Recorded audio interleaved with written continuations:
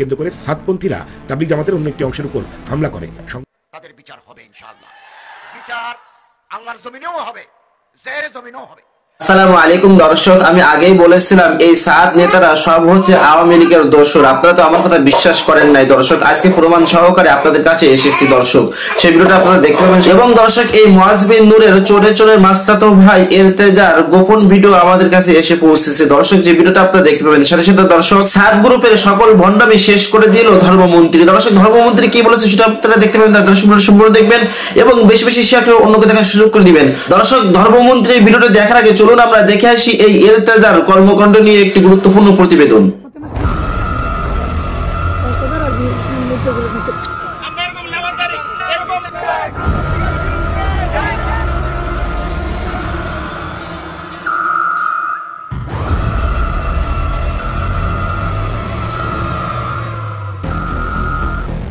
Irteza Hasan George একসময় RAB DB পরিচয়ে সাতক্ষীরা এলাকায় প্রতারণায় জড়িত ছিলেন।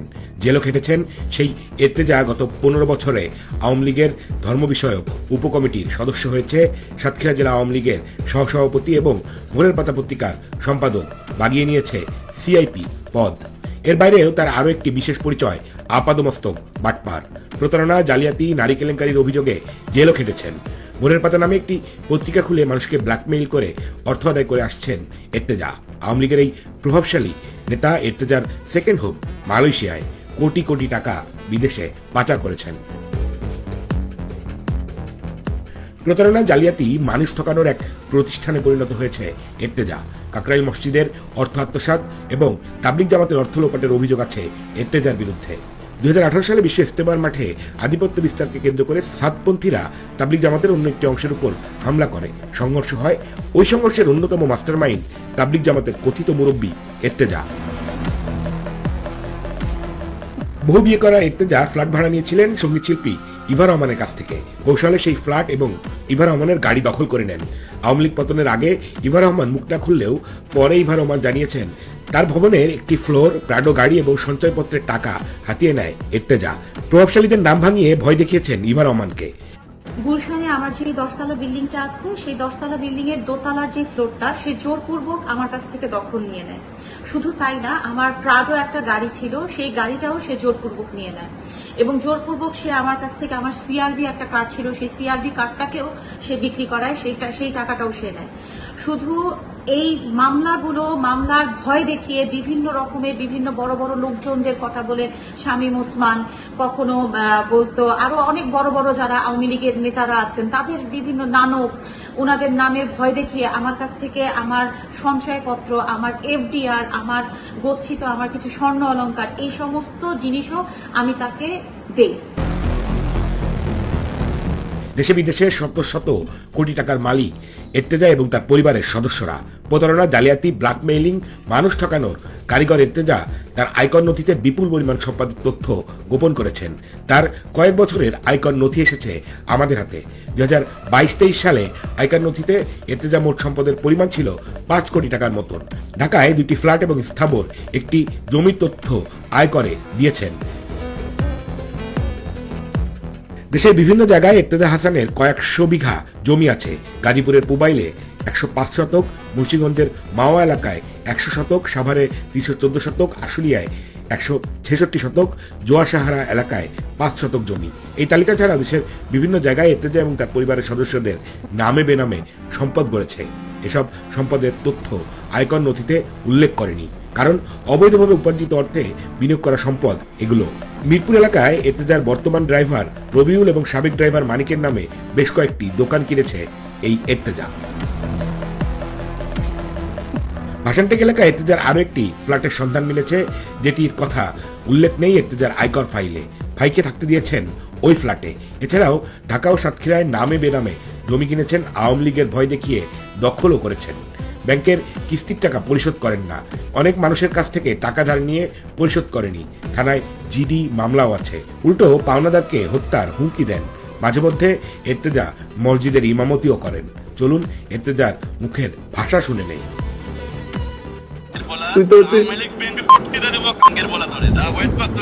কি করবি? বাচ্চা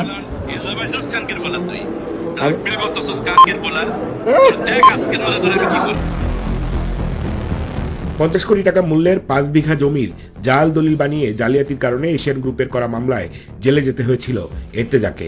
কোটি টাকা খরচ করে সেই মামলা থেকে অব্যাহতি নেন এর্তেজা, অথচ জাল দলিল বানিয়েছিলেন এর্তেজা নিজেই।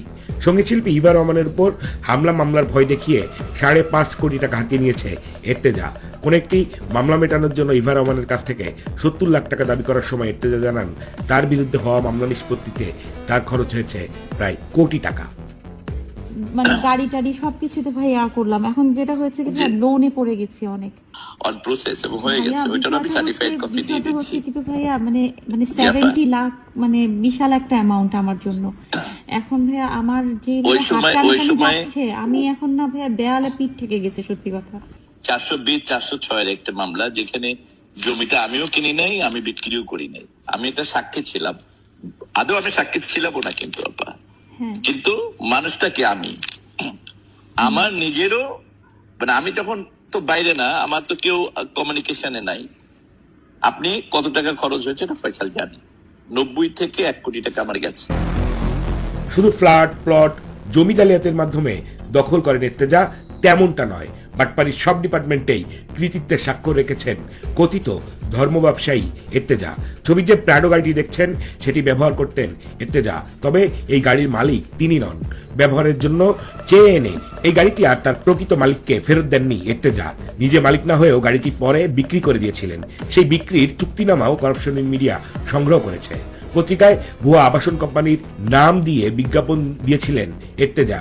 সেই বিজ্ঞাপন দেখে এর্তেজার কথিত রূপান্তর হাউজিং এ 2,23,000 টাকা দেন সিএনজি চালক জসিম। পরে এর্তেজার বাটপাড়ি বুঝতে পেরে অর্থ ফেরত চাইলেও 1 যুগেরও বেশি সময়ে সম্পূর্ণ অর্থ পরিশোধ করেননি এর্তেজা। এর্তেজা আওয়ামী লীগের দাপুটে নেতা ছিলেন। ছেলে জার্জিস বিন এর্তেজাকে ঢাকা মহানগর দক্ষিণ ছাত্রলীগের সহসম্পাদক বানিয়েছিলেন। গত রমজান মাসে গভীর রাতে মদ্যপ অবস্থায় বন্ধুদের নিয়ে বেপরোয়া গাড়ি চালাচ্ছিলেন এর্তেজার পুত্র জার্জিস। দুর্ঘটনায় পড়ে জার্জিসের বন্ধু ঘটনাস্থলে মারা যায়, কিন্তু খিলক্ষেত থানা এর্তেজার ছেলের নামে কোনো মামলা রুজু করেনি। নিহত পরিবার মামলা করার চেষ্টা করলেও এর্তেজা টাকা খরচ করে সবকিছু ম্যানেজ করে নেয়। এর্তেজার ছেলে জার্জিসের কোনো ড্রাইভিং লাইসেন্স ছিল না এবং এর্তেজা টাকা খরচ করে মিথ্যা মেডিকেল রিপোর্টও প্রস্তুত করে এই অপমৃত্যুর মামলা থেকে ছেলেকে বাঁচাতে। মানুষের সামনে ধর্মীয় লেবাস পরে থাকা এর্তেজা নারী প্রীতিও কম না। 4-5 জন বউ ছাড়াও আছে ধর্ম বউ এবং বান্ধবী। প্রতি শুক্র ও শনিবার এর্তেজা যৌন উত্তেজক ওষুধ সেবন করেন, যেটিকে তিনি নাম দিয়েছেন ঠান্ডার ট্যাবলেট। তাকে এই ট্যাবলেট এনে দেন তার ড্রাইভার রবিউল। এর্তেজার অফিস রুমে কয়েকটি ট্যাবলেটের ছবিও আমাদের হাতে এসেছে। এসব ঠান্ডার ওষুধ খেয়েই তিনি নারীদের সাথে ঘনিষ্ঠ হন। ঘনিষ্ঠ মুহূর্তের ভিডিও নিজেই মোবাইলে ধারণ করে রাখেন। এমন কিছু ভিডিও ক্লিপ এসেছে করাপশন মিডিয়ার ইনভেস্টিগেটরদের হাতে। পতিত স্বৈরাচার হাসিনার সরকারের পতনের পর এর্তেজা আত্মগোপনে রয়েছে। আমাদের সূত্রের দাবি তার ড্রাইভার রবিউলের শ্বশুরবাড়ি নারায়ণগঞ্জ এলাকায় আত্মগোপনে আছেন। ছাত্র আন্দোলনে হত্যা মামলার আসামি এর্তেজা, তবে তার ব্ল্যাকমেইলিং, চাঁদাবাজি, তদবিরবাজি থেমে নেই। আওয়ামী লীগ চলে যাওয়ার পর এখন তিনি রাষ্ট্রপতির নাম ভাঙাচ্ছেন। শাহাবুদ্দিন চুপ্পু রাষ্ট্রপতি হওয়ার পর নিজেকে রাষ্ট্রপতির ভাগ্না পরিচয় দিতে শুরু করেন এর্তেজা, তবে আওয়ামী লীগ পতনের পর এখন রাষ্ট্রপতির নাম বিক্রি করে নানা অপকর্ম করে যাচ্ছে। আমাদের হাতে আসা একটি অডিও থেকে শোনা যায়, এখন তো রাষ্ট্রপতিই সব, আর আমাদের স্যার মানে এর্তেজার পাওয়ার বেশি।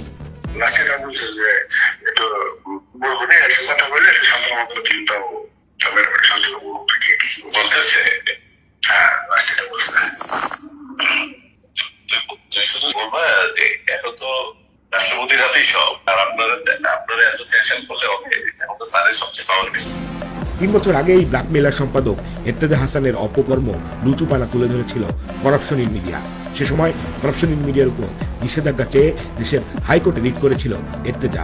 7 দিনের ভিতরে করাপশন মিডিয়াকে নিষিদ্ধ করে রিট নিষ্পত্তির আবেদনটি পরে মহামান্য হাইকোর্ট খারিজ করে দেন। দর্শক, এই এর্তেজার কি শাস্তি উচিত অবশ্যই কমেন্ট করে জানাবেন এবং এই 7 গ্রুপকে দ্রুত নিষিদ্ধ করা হোক কে কে একমত অবশ্যই কমেন্ট করে জানাবেন। চলুন দর্শক, এবার আমরা দেখি সে ধর্মমন্ত্রী কি বলেছে। আলেম না থাকলে আল্লামা মুফতি শফি সাহেব রাহমাতুল্লাহ আলাইহির ফতোয়া আছে, কোন এলাকায় যদি আলেম না থাকে, কোন দেশে যদি আলেম না থাকে, পার্শ্ববর্তী কোন দেশকে আলেম এনে রাখা ওয়াজিব। এত জরুরি ওলামা, আলেম ওলামা। ওনারা সারাটি জীবন দ্বীনের সরবুলন্দির জন্য দাওয়াত, তাবলীগ, তালিম, তাজকিয়ার খেদমত করে যাচ্ছেন। এগুলো দুনিয়াবি কোনো লাভের জন্য নয়, রাজায়ে মওলা, আল্লাহকে রাজি করার জন্য করে যাচ্ছেন।